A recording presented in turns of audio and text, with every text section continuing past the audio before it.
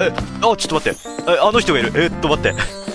エイブルシスターズの、なんだっけ妹がなんだっけあらさしゃいなヘイクションなんだよいきなり、風が映るだろ、マッスル。誰かが、おいらの噂話してるみたいだな。こういう時はお前も、ヘイクション2回するな。くしゃみを使うといいぞ、コング。ありがとうなんか映されたかもしれない。くしゃみのリアクション教えてもらった。やった映っちゃった。